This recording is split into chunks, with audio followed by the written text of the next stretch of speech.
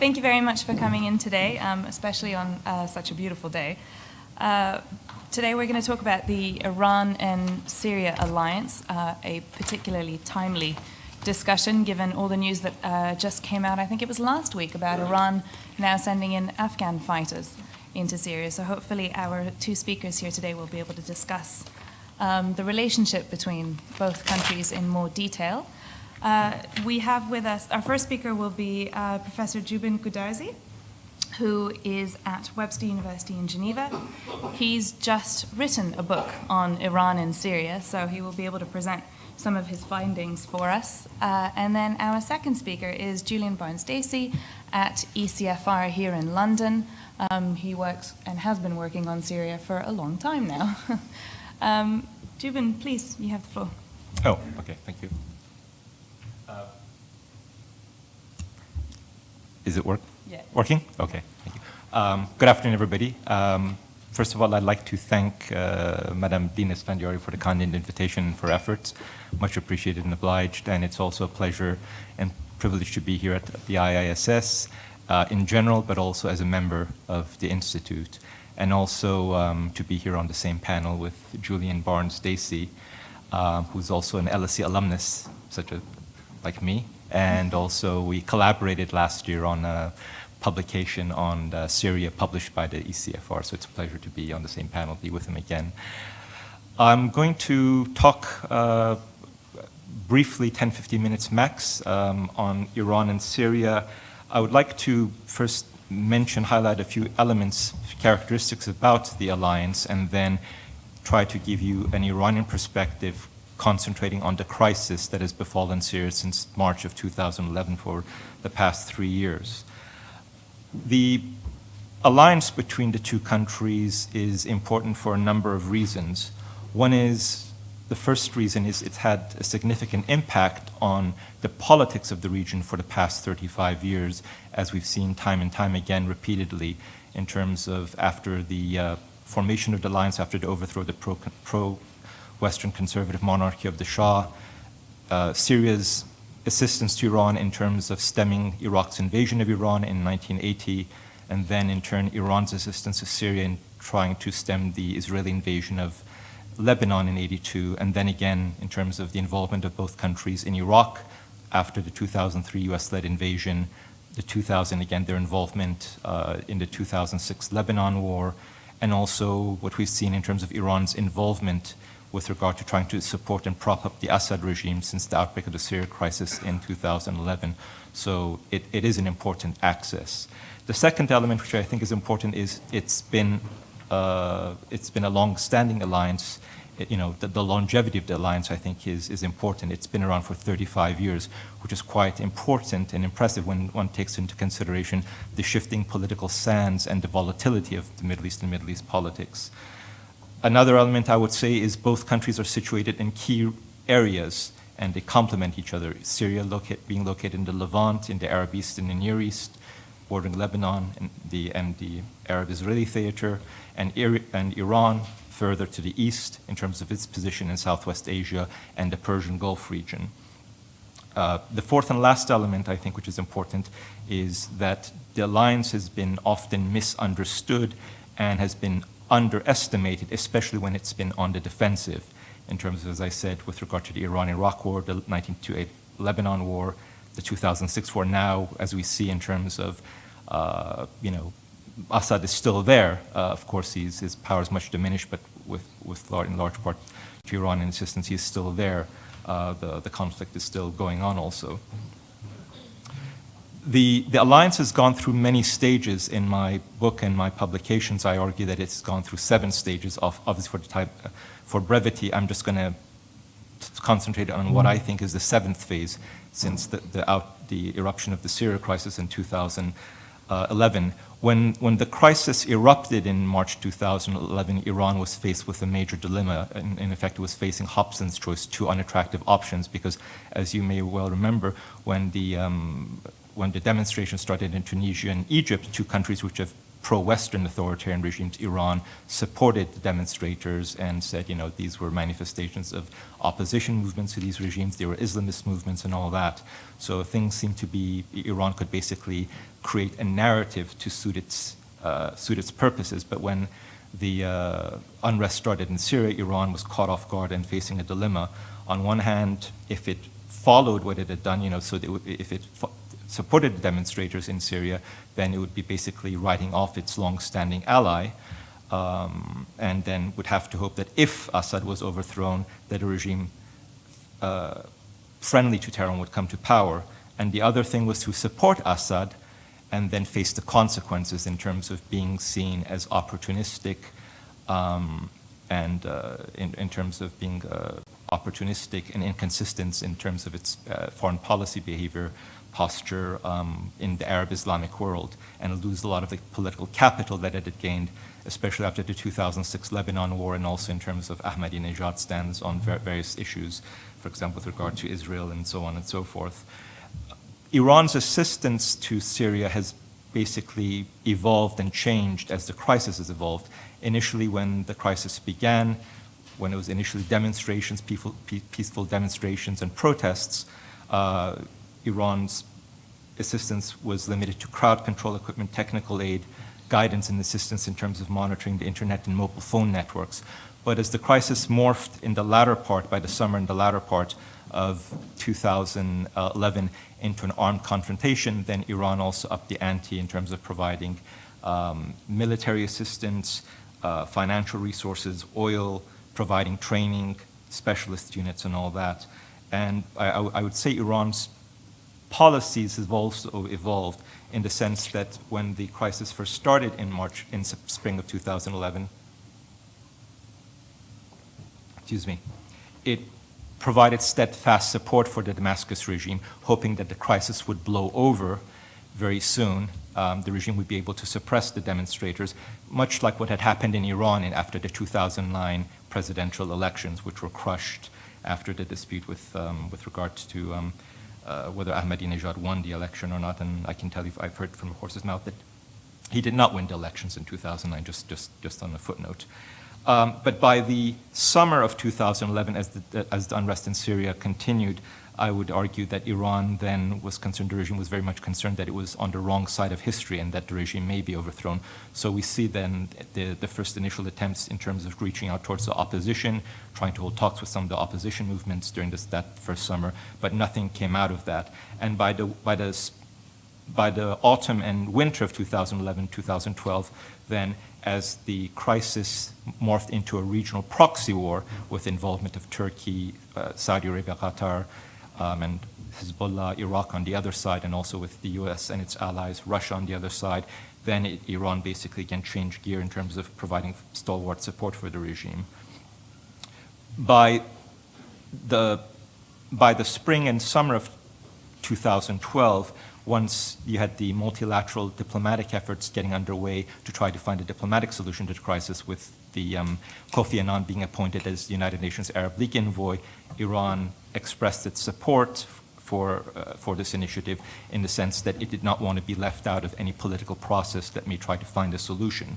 So in a sense, since then, Iran has been pursuing, I would say, a two-track policy, one providing support for the regime, but at the same time not wanting to be left out of any political process to find a solution. But as depending on the situation, developments in the environment, at times one track is more important than the other one becomes more prominent, and I'll talk a little bit about that. I would say again, so what you have since then is you've had continued support for the Damascus regime, but at the same time trying to find diplomatic options, looking at other options. Up until this last winter, I will argue toward the very end of my presentation that things may have changed over the past few months for a number of reasons, which I'll mention. For Iran, I would say in general, there are a couple of incentives to try to find a negotiated settlement. One is, of course, policymakers in Tehran realize that the pre-March 2011 status quo ante cannot be restored. Assad can never again, I would say it's hard, I don't have a crystal ball, but I find it hard to imagine that he'll be able to ever regain control over all of Syria. The other element of concern for Iran is as the crisis goes on, the country is becoming fragmented, and also it's spilling over into Lebanon and especially Iraq, and that is very important for Iran in terms of especially the destabilization of Iraq, because Iraq is a neighboring country and Iraq is actually more important than Syria for Iran in the bigger picture. Another element in terms of the diplomatic avenue, Iran wants to be a player in terms of demonstrate its importance as a key regional actor and try to facilitate some sort of solution, if at all possible. Another element, of course, which makes a diplomatic solution attractive as the conflict goes on is, of course, as we've seen, which has become quite pronounced in the latter half of 2012 up until now, the conflict has assumed a sectarian dimension, pitting both in Syria and throughout the Arab Muslim world, Shias against Sunnis, and Iran very much is concerned about that, does not want that, sees that as an impediment to its own foreign policy, damaging its credibility. And of course, Iran cannot indefinitely continue its support for the Assad regime in terms of because of its own domestic woes, because of the mishandling of its own economy by the government, and especially as the Western, especially the EU sanctions really kicked in 2011, 2012, and it's become quite noticeable. I've been to Iran a dozen times over the past 2 years, and you can see the change and how much the sanctions have really hurt the country, and especially the people. There are a number of, I would say, defensive considerations in terms of Iran's support for the regime in Syria, in terms of, since the alliance has been there for 35 years, Iran does not want the dismantling of the quote-unquote axis of resistance. And it wants to prevent regime change in Syria because it also, I think there's an assumption there among Iranian policymakers that if Syria goes, then all Western American attention will be focused on Iran, and Iran will be the next target. So in a sense, Syria is seen as the first line of defense. Another element, as I mentioned before, is to try to contain the crisis and to avoid spillover in Lebanon and Iraq. And as I said before, I think as far as policymakers in Tehran are concerned, quote unquote, the mother of all nightmares would be if not only the Assad regime fell, but also the al-Maliki regime in Iraq fell, and especially if you had the fragmentation of Iraq or a regime, whether it was secular or a Sunni fundamentalist regime in Baghdad, which is hostile to Iran. In terms of my last point, as I said, you've had this two-track policy, and I think Iran, the regime, and also I think since Rouhani has come to power, they've tried to pursue it, especially the diplomatic track. But Iranian policy in Lebanon, as many of you know, the Iranian regime is not monolithic. There are different centers of power, there are different people's opinions and all that. You have the presidency, you have the foreign ministry, you have the security apparatus, the revolutionary guards. Syria policy has been pretty much driven by the security apparatus, the revolutionary guards, and the Quds force, people like Qasem Soleimani. And I think over the past, as I said, in 2012-13, there was a lot of incentive to pursue the diplomatic track, especially when Rouhani came to power, and I think he and his people want that. But as I said, you've had the dominance of the military establishment. I'm not talking about the regular armed forces, about the Pastoran, the IRGC. But I think a couple of developments over the past few months may have strengthened the hand of the hardliners. One was the fact that Iran, after being first invited by Ban Ki-moon to the Geneva talks earlier this year, was then disinvited, which the Iranian government did not take too kindly, seeing that as an insult, as a slap in the face, and giving ammunition to the hardliners, saying that, yes, we've reached a temporary accord on the nuclear issue, but that's not spilling over into Syria, and they want to isolate us, they want to humiliate us. Second of all, the talks themselves did not get anywhere. The talks themselves exposed the gulf between the Syrian regime, the Assad regime, and the opposition. So there was no progress there. So that's the second element. And the third and final element, I would say, as you've seen over the past few months, and you've had more and more manifestations in 2014, is fighting among the various Syrian opposition factions between the FSA, between the Nusra Front, and also ISIS, ISIL, whichever you want to call it, Islamic State in Iraq and Syria or the Levant, fighting among them. So I think people like the hardliners in Iran say, look, they're divided. Let's pour support for the regime. Let's hit him hard. So I think that's where things stand at present. As I said, it's very hard to decipher. Iran decision-making is very, very opaque. I think I'll leave it there, and I'd be happy after Julian's presentation to answer any questions, and also about Iran, since I've been going there frequently, although Julian's been there also recently. Thank you. Thank you very much. You covered a lot of ground in under 15 minutes. That's perfect. Thank you very much. Julian, go ahead. Dina, thank you very much, and thank you for having me. And it's great to be here, and I should say that unlike Dina and Jubin, I'm by no means an Iran expert, so I very much look at this through the Syria lens, and although I have been to Iran of late, it's very much been focused on what's happening in Syria. And I'm just going to talk for a few brief moments on the question of what Iran might be willing to do in terms of being a constructive player on the Syria crisis.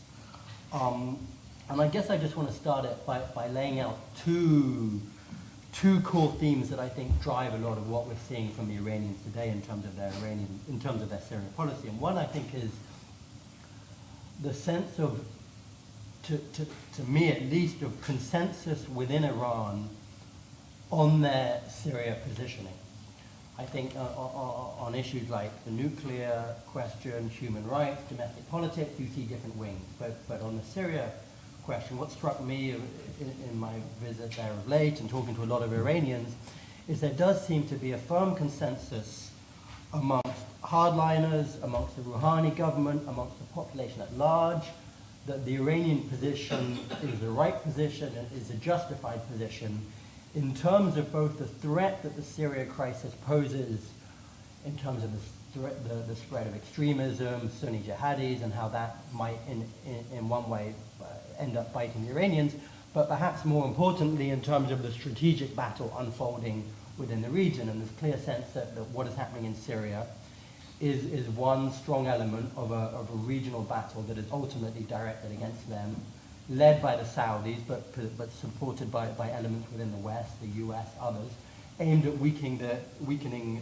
Iran. So I think there is this general sense that unites the political and security decision-making elites, although, of course, tactics is another question. But I think this is an important element in terms of also thinking about the question of any potential splits between the IRGC and Zarif that I'll discuss in a bit. The second element is, I think, the degree of confidence which one sees in Iran today on Syria. They very much believe that Assad is standing firm, that he's not going anywhere.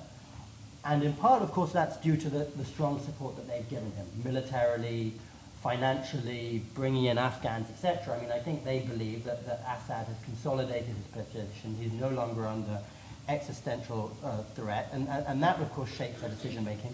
But I think that's also based in more historic thinking. It's not just based on what they've given to the Assad regime over the last few years. They I think, have a reading of the geopolitics of the region, of the shifting plates globally. They look at the West's commitment levels in any given scenario, and they know that ultimately they are probably going to be standing at the end. And I think, you know, the questions of, or the examples of what's happened in Iraq and Lebanon over the last couple of decades show that foreign invasions, whether it's the Israelis, whether it's the Americans, who's still standing? It's the Iranians or their proxies that they've backed. And so I think that does give them a sense of historic confidence in their willingness and their ability to maintain some system in Syria which is favorable to their interests and which isn't purely based on this kind of short-term sense of, well, the Americans haven't gone full in or the West hasn't given the kind of backing to the opposition that may have been called for.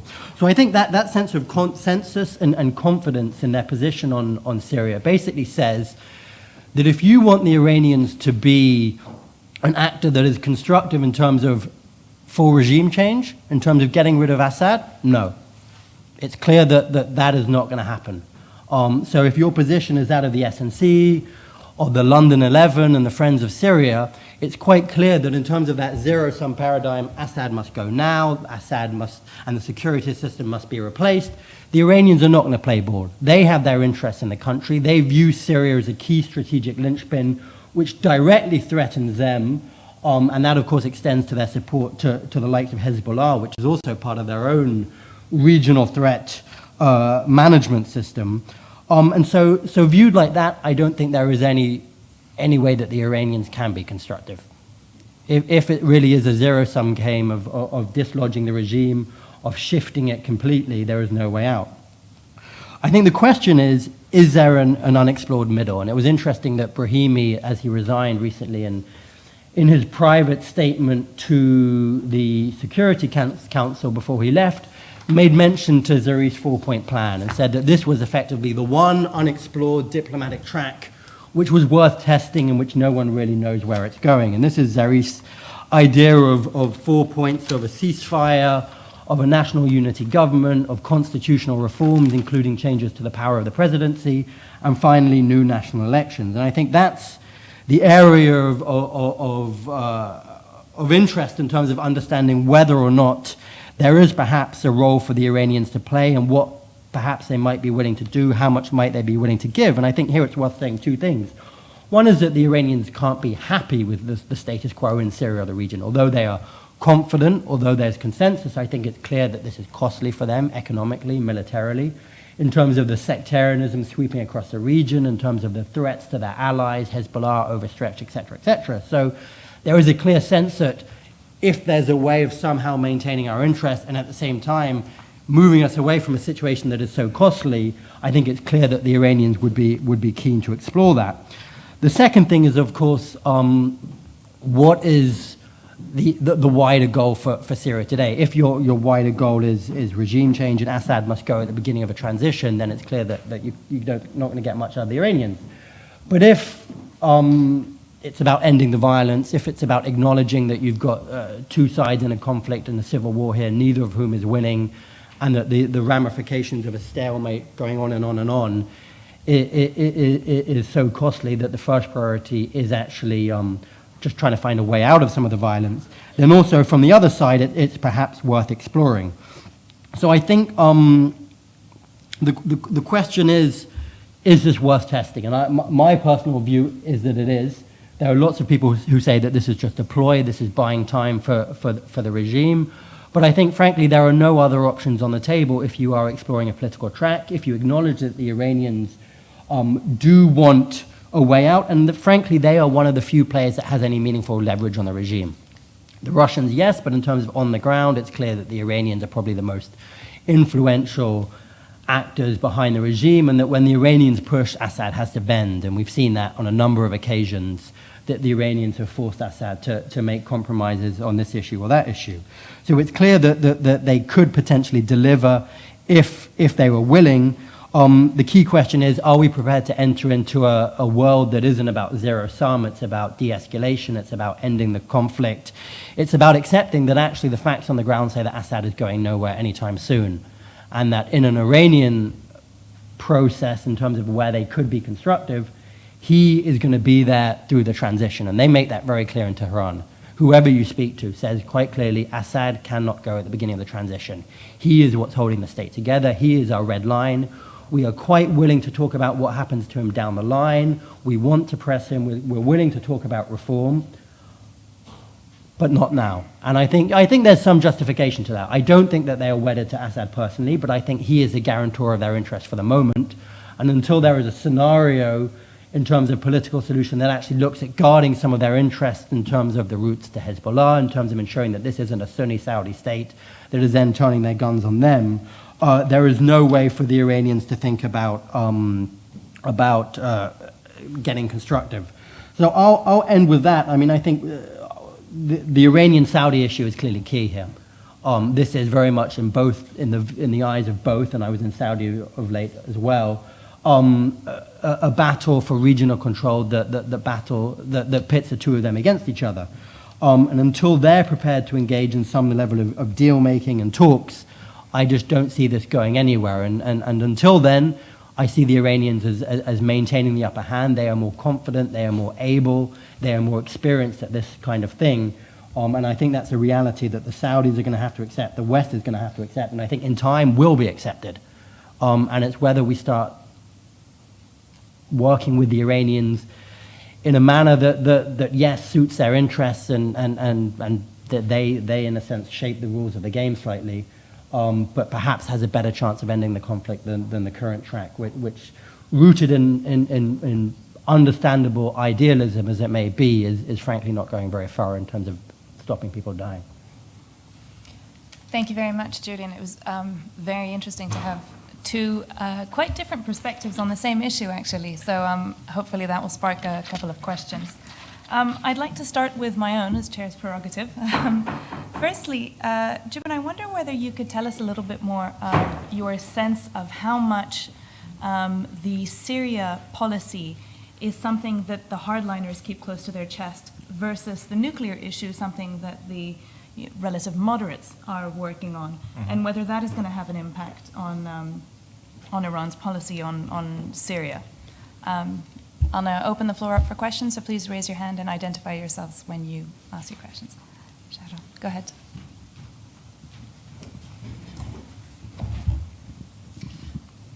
Yes, this is Sharon Tabari. I'm a journalist and I work at the Legatum Institute as well.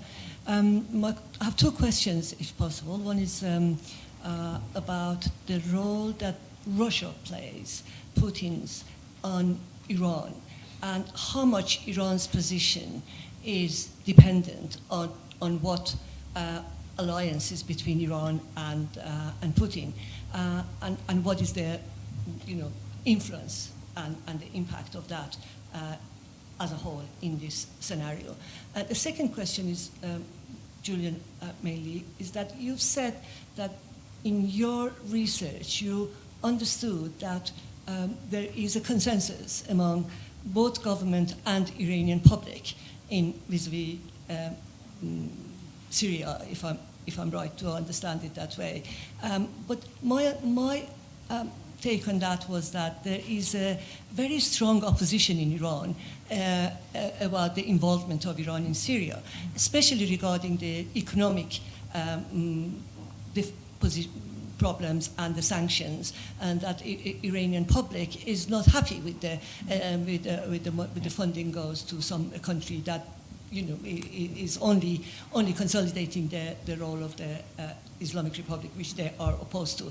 So I want to know what has changed that equation in your view, and since when there is a strong consensus between the public, opposition, and the government, with view that, in fact, at some time, maybe my information is a bit dated, but I remember that even Rafsanjani was expressed some views about the reason why Iran is questioning Iran's presence in Syria. So this, thank you.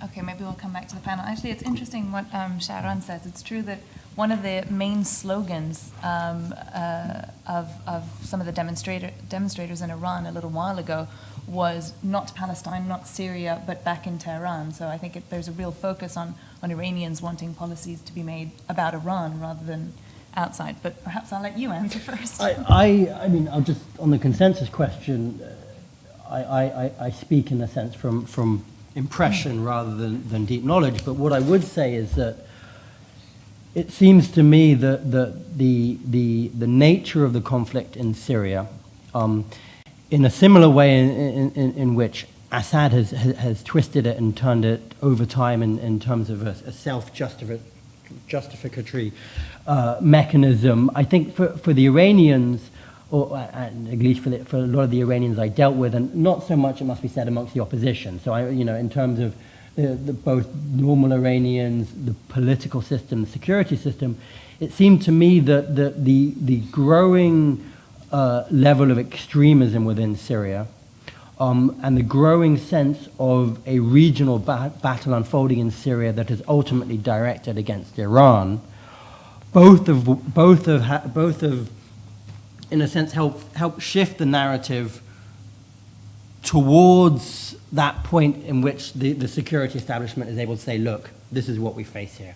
And I think more and more Iranians that I've encountered actually now accept that that is now what has come to pass. They are now facing an opposition that has tendencies towards extremism. They are facing a sectarian battle across a region. They are feeling that this is directly threatening them in a strategic sense.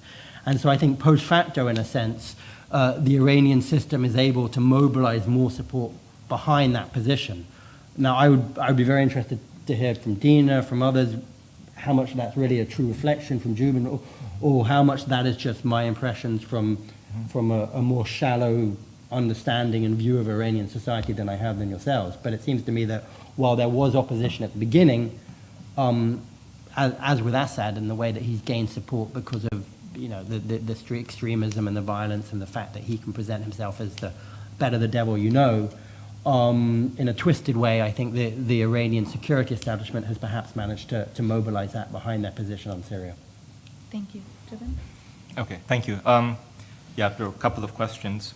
One first with regard to Dina Esfandiari's question with regard to Syria, the nuclear issue, the hardliners and the one called Rouhani and his team, the pragmatists, I would say. I think what has happened is, as I said in my brief presentation, I think the Syria policy has been pretty much driven by the hardliners and the security establishment. As I said, I think Zarif and his team have tried to emphasize the political track, but ultimately, I think Zarif and his team do not call the shots. And as I said, developments over the past few months have reinforced the strength of the more hardline elements. My impression is since Rouhani came to power, appointed Zarif and all that, his people, the pragmatists, if you want to call them, have the carte blanche from the supreme leader to try to negotiate a deal on the nuclear issue, because it is the sanctions have hurt the regime, and moreover, they've hurt the people. As I said, over the past 2 years that I've seen, it's very apparent.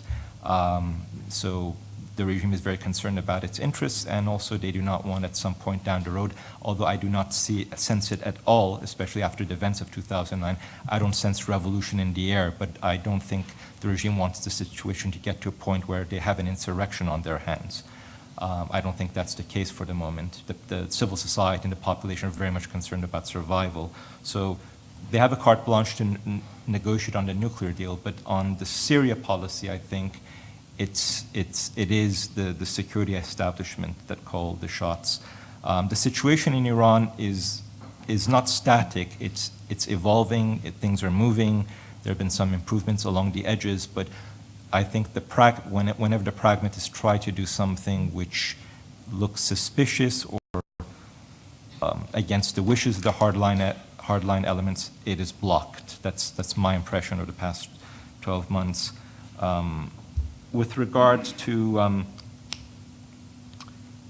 my impression, again, this is not just like Julian in terms of the times that I've been to Iran, and Iran is not Ba'athist Syria or Ba'athist Iraq. You go, you get into a cab, you start talking to people, and people start talking about everything under the sun, from the price of bread to the situation in the latest blockbuster movies in the U.S. or England or Syria or whatever, or wherever, in gatherings in stores and all that. And when you go, you start talking to people. People see you have an accent, or you sound a bit funny. So where you come from, what do you do? So they start talking to you about politics in Syria. My impression has been, for the most part, most Iranians that I've talked to, as I said, it's not a survey or whatever. Most people, there's a gap between what the regime wants and the people want, in the sense that the people I talk to, for the most part, say, well, why is our government supporting the Assad regime suppress its own people? That's one element. The other element, of course, then is, well, why are we expending resources, our material, financial resources, on supporting the regime? And also, well, can't they see that Assad, they may be betting on the wrong horse in the greater scheme of things? So those are the three arguments that I hear often when I go there. As I said, nothing scientific, just a random sample. With regard to Russia's role, of course, Russia and Iran very much stand in the same position with regard to the Syria crisis. The Russians, of course, felt that they were duped by what happened with regard to Libya with UN Security Council Resolution 1973, and what happened with NATO providing the air power, serving as the air force of the opposition. With regard to Syria, in view of Syria's importance, Syria is more important than Libya, and both during Soviet times and post-Soviet times, Russia has had a strong relationship with Syria politically, militarily, economically, and also enjoying access to the port of Tartus in Syria. So on that sense, they're both in the same trench, but and also I think with regard to the, as Julian said, this kind of relates, I think people at times, when people look at the deal on the chemical weapons, of course, the Russians played a very prominent role in that, but Iran, as Julian said, also played a very prominent role in convincing the Assad regime to sign up to the deal in terms of giving up its chemical weapons. And also recently we saw the Iranian effort in terms of Homs. There they've also played. So Iran has leverage over, as Julian said, has leverage on Syria. The Homs example and the chemical agreement, weapons agreement, are two very poignant examples of that. At the same time, this is just maybe slightly off the topic, but I think it's important. There is also, I think, in official circles, among some officials in Iran, a degree of disillusion with the Russians and to a lesser degree with the Chinese in terms of seeing viewing that Iran's interests are not identical to that of Russia. The Russians and the Chinese went along with 4 UN Security Council resolutions imposing sanctions on Iran. There are areas of competition on gas pipelines, oil pipelines, and other things. I've talked to very good sources. There are even factions within the Revolutionary Guards who are very displeased about how Moscow and Beijing have behaved, and they say, we need to diversify our relations. We even need to open up with the US and even with the European Union and even the United States. But one last point I want to make with regard to, Julian said, I think there's been a tendency, especially since the crisis morphed into a proxy war. You have you have a conflict on 3 levels. One is the regime against the opposition. Then you have the regional actors, Iran, Iraq, Hezbollah, etc., Turkey, Saudi Arabia, Qatar, and then the US and its allies, Russia, has morphed into a proxy war. There has been this tendency to look at the situation in Syria as a zero-sum game, as Julian said, but it doesn't have to be that way. And I think the only way out of this is some sort of political solution. Because the longer this thing goes on, it's going to be disastrous for everybody. It's bad for Syria, it's bad for the region. It's going to be bad for international security since Syria's become a training ground, a playground for Sunni extremist jihadists. So this is really bad news. And as Julian said, I think Iran, if it sees no option, I think they would be willing to accept some sort of regime in the future. Politics is politics. There is no love for Bashar al-Assad as a person, but they would be willing to accept a regime in a worst-case scenario that is, at the very least, neutral and not hostile to Iran. But as I said, in a worst-case scenario, I'll leave it at that. Can I just make one thing I meant to mention in my presentation, but I didn't. And in terms of this idea of consensus, I think one of the issues that it seems to me is there is consensus in terms of the broader, at least within the system, the decision-making system. Forget the kind of opposition in the broader public, but there seems to be consensus in terms of the broader strategic interests, necessities for the Iranian regime.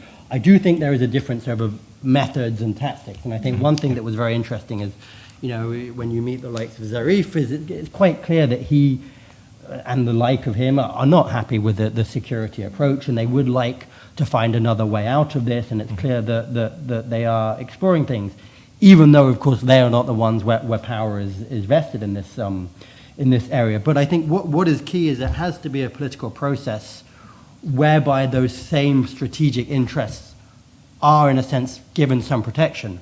So Zarif cannot enter a political process whereby it's a zero-sum, Assad must go. I mean, Zarif needs to be able to say to the hardliners, we can preserve our strategic interests through a political process that isn't inherently front-loaded in terms of what the outcome is, in terms of Assad going at the beginning, in terms of Iranian interests being maintained. So I think for Zarif and those within the system that would like a shift away from the security track, it's about opening up a political process that, in their view, is based both on the realities on the ground in terms of Assad's enduring strength, in terms of what they see as an extremist opposition, and allows them to maintain some leverage going through in terms of the core state and how that's aligned. So there are big differences in terms of approaches, even if they view that they are concerned in the same way by the threats that this poses to Iran. And then I think it's worth looking at what's happened in Lebanon of late, and the fact that the Iranians and the Saudis have been pragmatic and have been deal-making in terms of the formation of the new government. And I think that points to some appetite within the Iranian system to move along those tracks as well as the other tracks. Thank you very much. I have two questions in the front row. I think Mark was first. Thank you. Good presentations. Mark Fitzpatrick, head of the Disarmament and Non-Proliferation Program here at IISS. Jubin, you mentioned the Hobbesian choice that Iran faced at the beginning, and you referred to the negative impact of being seen as opportunistic. And I'm curious, part one of my question, if either of the panelists has seen this play out in the Arab world of, is Iran being tarred with the image of Syria's use of chemical weapons, of its use of barrel bombs against populations, of the latest chlorine attack, and so forth? Or are they able to isolate themselves from this by virtue of having played a role in getting Syria to sign up to the Chemical Weapons Convention? The other aspect of the Hobbesian choice is, Jubin, you mentioned the cost to Iran, the unending cost. Last year I referred to Syria as Iran's Vietnam, a stretched metaphor, but in the sense of being stuck and increasing costs and increasing, for at least a period of time, some increasing escalation, starting with advisors and money, and then some people actually fighting. Now, I don't know that escalation has continued. You don't see frontline forces from Iran. They were able to get Hezbollah to do that for them. So maybe, where it's at right now is sustainable. You mentioned one reason they couldn't pull back is of a sense of, it's the front line. If they give up on Syria, they'll be next. And Julian, you mentioned that there's this consensus formed that they already see the dangers of relaxation. I don't know what these dangers are, frankly, myself. I mean, the West is not was not the one that started the Syria conflict. The West is not fomenting radicals in Iran or terrorist bombings or so forth. But I know this is the narrative because I've heard it myself. So I guess there's a question in there about how real are their fears. Thank you, Mark. Go ahead, please. Yeah, I'll take multiple questions. Okay. I'm George Lambrakis, a former American diplomat with service, by the way, in Lebanon, Iran, and Israel, and also an adjunct professor once upon a time at Webster University here in London, I might add. The discussion today leads to an interesting question. Can you put together the nuclear negotiations and Syria to the benefit of both? This hasn't been tried, obviously, but if one of the aspects of Iranian fears is not to be respected enough by the West, as I heard just as recently as yesterday by an Iranian speaker, perhaps respecting him enough to get them into conversation about Syria might help in the nuclear negotiations, and making some advance on the nuclear may make it easier on the Syrian negotiations. I'd like to know what both of you, all three of you really think of this. Thank you. Thank you. Perhaps we'll take one more question. There's a lady in the third row. Thanks very much. I'm Hilary Stauffer. I'm a visiting fellow at LSE. Just two quick questions, one to the panel at large. Is there any consensus among the Iranians outside of Iran, so the diaspora, on how they feel about supporting Syria, pro or con, one way or the other? And then just for Julian, you mentioned earlier that Iran sees its interests for now being in Syria, so they're going to continue to support. Is there a possibility that Syria will not see their interest with Iran and will kind of break away at any time? Thanks. Thank you. Okay, I think we'll come back to the panel first, and then we might have time for another round of questions. Do you want to start, Jim? Okay, sure. Yes, a lot of questions, interesting questions. In terms of Iran's reputation, I mean, I guess when U.S. President Obama, last year, whenever, 2012, 13, when he drew the red line regarding chemical weapons, and then you had, I think well, irrespective of Syria's use and to what extent it has been using barrel bombs, chlorine gas, chemical weapons, I think from the very start, once Iran made its position known and started supporting the regime in terms of first suppressing the protests and then in terms of the armed opposition in 2011-12, I think Iran's reputation hit very quickly, sank and hit rock bottom in terms of, as I said before, from when Ahmadinejad was in power, his provocative statements regarding international politics, regarding Israel and all that, won him a lot of support in the Arab-Muslim street, and also in terms of the way the Syrian and Iranian-backed Hezbollah was able to hold its ground in the 2006 Lebanon war that basically won Iran, the regime in Tehran, a lot of kudos. So I think chemical weapons, no chemical, I think Iranian support in general over the past few years has cost the regime dearly all over. So they've been hurt, their reputation is an all-time low. Hezbollah's reputation also, as you know, so this has done irreparable damage, and I think it will take a long time, if at all, I mean, if it ever recovers, for Iran to be able to restore its reputation. And I think the only way that can be done is if it tries to play some sort of constructive role with regard to the crisis or other issues. Regarding Iran's Vietnam,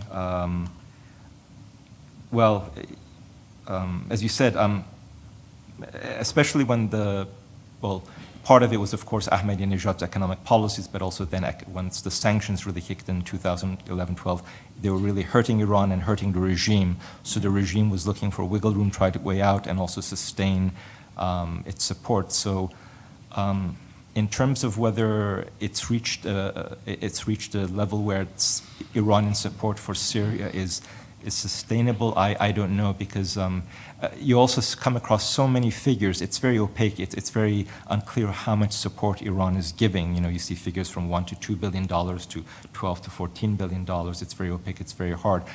What's not in doubt is that whatever Iran is giving is very substantial and is very important in sustaining the regime, its survival, and also its ability to fight and fight off the opposition. I think if there is a nuclear deal, Iran then may be in a more advantageous position. If there has been the conflict has not been resolved, it has not come to an end one way or the other, there's just no political solution, it may be in a better position to continue supporting the regime, which brings me to the other question which the gentleman asked about the nuclear deal and Syria. My impression is, I think policymakers in Tehran, and again, you have different people, and policymakers in Washington look at the two things very differently. I think the Iranian regime, the Iranian government hoped that a nuclear deal, whether interim or final, would then, cooperation on that front would then spill over into other areas such as Syria, in terms of cutting a deal, resolving differences on other issues such as Syria. So I think Iran very much wanted that and wants to progress very quickly, especially in terms of reaching a deal on the nuclear issue because of the economic concerns and regime survival. But I think policymakers in Washington, I think, look at, anyway, I mean, there are people here who are more knowledgeable about American policy than I am, but I think policymakers in Washington look at things differently. Iran has been a political hot potato in Washington for the past 35 years with the hostage crisis, Iran-Contra, et cetera, you name it. So I think American policymakers are very careful. They want to take a very gradual approach, and I think as far as the Obama administration and people there are concerned, even if we cut a deal on one issue, that does not automatically or necessarily mean we're going to cooperate or we're going to forge a consensus. So I think it's much more gradual, and I think on that issue, I think the West and the US see that they have the advantage there. So I think it's more of a step-by-step. Iran wants to accelerate it, although Iran does not want a full rapprochement.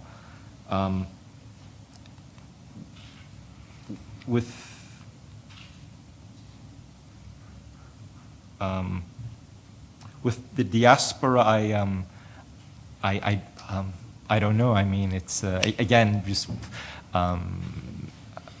you talk to people again. It's very unscientific. So I'm not sure how I could answer that question. Maybe Dina Svendir or somebody else in the audience. We have a couple of prominent Iranian individuals from the Iranian community here in England and the diaspora who could maybe address that question better. But my sense is a lot of them are skeptical about the Iranian position and support for the regime. But that's just, anyway, I'll leave it at that. I don't want to get myself into hot water, so.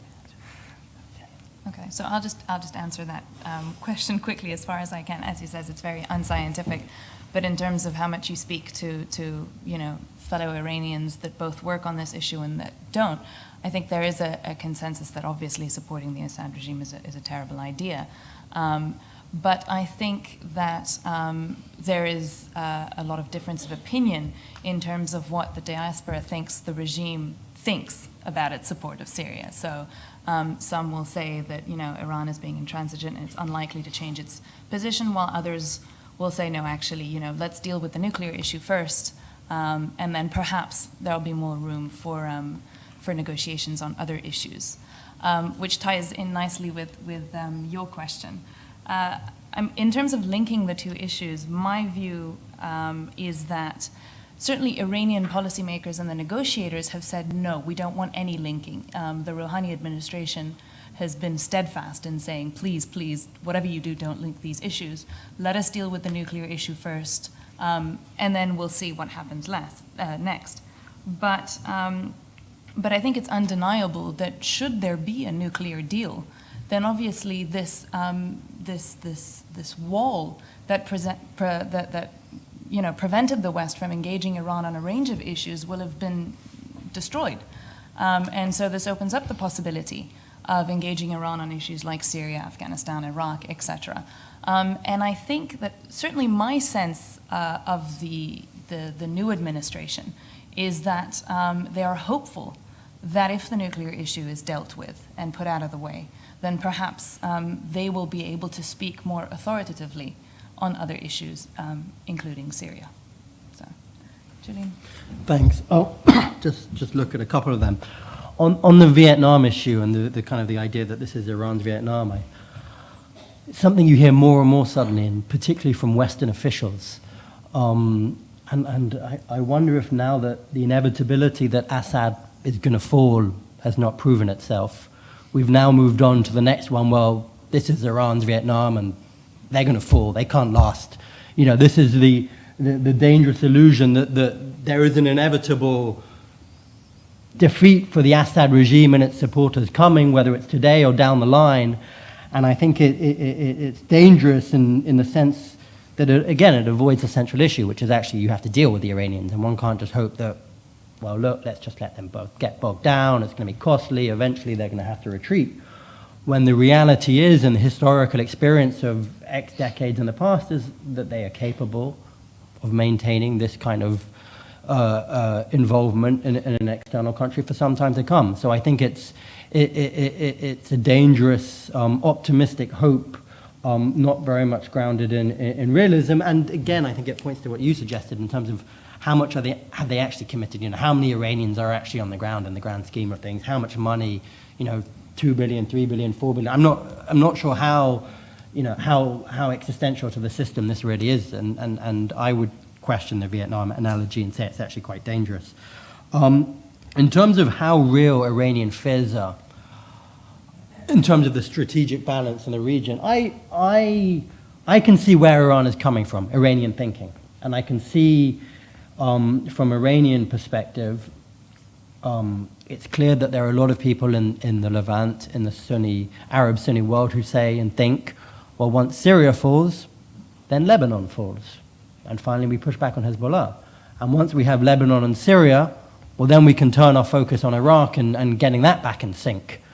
So I think that Syria is seen as a strategic linchpin, and I think there are direct implications for Iranian interests across the region that have to be recognized and acknowledged. And I think that clearly from the perspective of other Sunni Arab governments, there is a desire that you move from Syria onto other ambitions in the region. So I think there are some fears there. Now, of course, the Iranians have helped exacerbate and perpetuate the whole regional battle, and you know, their meddling in some of these countries, of course, only provokes reaction and the desire to push them out. But I think from their perspective, that's how they see it. Just one thing on the link between the nuclear and the Syria deal, or nuclear and Syria negotiations, is where I think they're linked inevitably, whether they're linked formally in terms of negotiations, but they're linked clearly in terms of the threat perceptions of the different actors, in terms of how people are thinking. But of course, the other actor in the equation is the Gulf Arab states, who are petrified that a nuclear deal leaves the Iranians free to do what they want across the region. And so clearly this doesn't happen in a vacuum. And so I think that, as Dina, I agree with Dina in terms of the nuclear deal opens up a space and perhaps helps push some kind of Syria conversation. But the flip side is that certain countries fear that they have to push back even harder against the Iranians in Syria, precisely to kind of balance the leeway that will be given the Iranians because of a nuclear accord and deal-making with the West. Finally, in terms of Syrian interests to the regime, I mean, I think that, look, Assad is dependent on the Iranians. There's no way around that, and I think he can't move away from Iran now. That's all he has, in a sense. By contrast, the opposition has made it so clear that they will have nothing to do with the Iranians. So, I mean, what happens to the Syrian regime and who rules Syria, in a sense, determines Iranian influence there. And I think that's one of the tragedies or the mistakes of the whole Syria conflict. And you know, a tactical blunder from the SNC very early on was to say, Burhan Khaliun came out and said, if Assad goes, we will realign the Syrian regime, out with the Iranians, out with Hezbollah. And of course, what does that do to the Iranians? It just pushes them to double down behind Assad. So unfortunately, the question of Iran has become central to the question of Syria. And that feeds the polarization, which makes solutions so hard to come by. Thank you very much. Now, I was going to open it up to another round of questioning, but one of our speakers has to leave in about 3 minutes. So unless everybody can keep their questions to literally one line. Okay, there's one gentleman here who wants to ask a question. Thank you very much, Hosni Imam. I just wonder how far the Western non-intervention has enhanced the role of both Iran and Russia, and on the latest overtures between Iran and Saudi Arabia. How do you read this? Thank you. Thank you. 2 more questions in the back, and then I'm closing it. Just very briefly, I was just reading the other day that there is, if you could just comment on this, that there is an Hezbollah wing that is being established in Syria. Is there something to that, sort of a new frontier of the Hezbollah? Hussein Shafi, I'm one of the Iranian diaspora. We're not happy with the Syrian situation in any way, shape or form, and the support for it. But just a quick question. How much influence is Iran or the government of Iran based on those young men who went and fought in the trenches of the Iran and Iraq war? How much power do they have now in Iran? How much influence do they have over the policy of what's happening? Is the Iraq war now the front line in Syria? Is this the mentality that they're having to defend what they think is a greater Shia, Syria, Iran, because they've had the wars in Lebanon? And are these young men the same people now who are running our country? Julian, I'll let you answer first in case you need to slip out. I won't answer the last question because we have 2 Iran experts here, and in terms of the state structures and where power resides, I'm in no place to answer that. In terms of non-intervention by the West, I think, of course, that's given the Iranians and the Russians more space in Syria and has strengthened them. But the question is, would Western intervention perhaps not have done the same, is one question in terms of strengthening the idea that this is a security military battle.